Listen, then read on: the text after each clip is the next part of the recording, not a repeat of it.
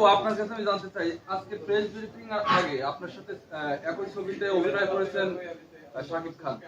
তো এখানে আপনার আজকের এই অভিযোগের আগে শাকিব খানের সাথে ব্যাপারটা আপনি কখনো মানে আলাপ করছেন কিনা, যে আপনার পেমেন্ট দেওয়া হয় নাই বা শাকিব খান পেমেন্ট পেয়েছে কিনা, এই বিষয়টা একটু ক্লিয়ার করুন।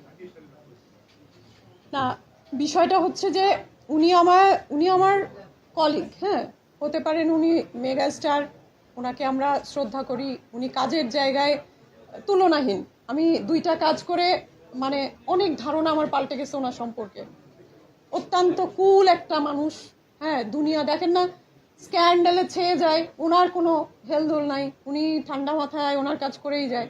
উনি এরকম একটা মানুষ। আমার কাছে মনে হয়েছে যে উনি তো দায়িত্ব নিয়ে আমাকে কাজ দেননি, উনি দায়িত্ব নিয়ে অনন্য মামুনকেও মুভি বানাতে বলেননি। সো আমি কেন ওনাকে বদার করব? এটা উনি যদি এই নিউজগুলো দেখে থাকে, ওনার বিবেক যদি বলে যে না এই জিনিসটা আমার এক কথায় সলভ করে আমি দিতে পারি, সেটা যদি উনি মনে করে একান্ত তার ব্যাপার, সে সেটা করতে পারে, কিন্তু আমি তাকে মানে এটা তো রিকোয়েস্ট করতে পারি না। সাকিব খান নিজে 18 ঘন্টা 21 ঘন্টা কাজ করেছে টানা, রাতও নাই দিনও নাই, একটু অধৈর্য হন নাই। আমরাও সাথে সাথে যে উনি এরকম ভাবে রাত দিন কাজ করতে পারছে, আমরা কেন পারবো না? এই ইন্সপায়ারেশন থেকে হ্যাঁ ঠিক আছে, আরো ভিন দেশের ভালো ভালো আর্টিস্টরা এসছেন, বোম্বের আর্টিস্টরা এসছেন, যারা বাঘা বাঘা আর্টিস্ট, তাদের সাথে কাজ করতে হবে।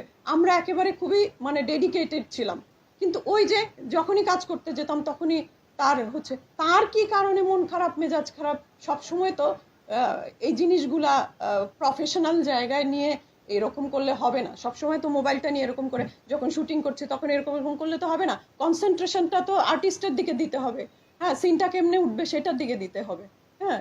সেই জিনিসগুলো তো অবশ্যই তাকে আমার শেখানোর কিছু নাই, সে অনেক বড় ডিরেক্টর। কিন্তু কথা হচ্ছে এই যে মিসবিহেভগুলো করছে, তারপরে আমি যে স্ট্যাটাস দিলাম তার নাম দিয়ে দেওয়া হয়নি, সে ওইটা আবার দিল। তো স্ক্রিনে আমি এক্সপেক্ট করতে পারি না এখানে যে আমাকে এক ঝলক একটু রাখা হলো না কেন? এটা ভাই বোনের সম্পর্কই যদি হয়ে থাকে, এই দাবি কি আমি তার কাছে করতে পারি? এটা তো বদার করা। আর একটা এই যে আজকের এই প্রেস ব্রিফিং এর কারণে আপনার যে দরুদ মুভিটা, এই মুভিটার উপরে কোনো এফেক্ট পড়বে কিনা?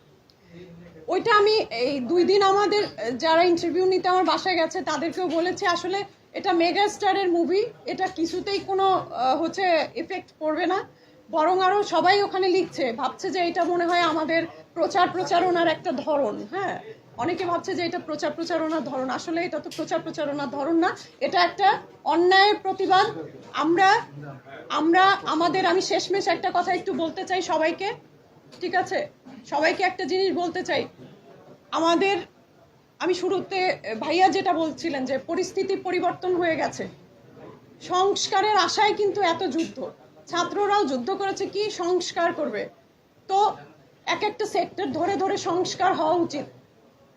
আমি আর্টিস্ট হয়ে সব আর্টিস্টদের জন্য মনে করেন এতটুকু স্টেপ নিলাম, আমার ক্ষমতার মধ্যে যতখানি আছে।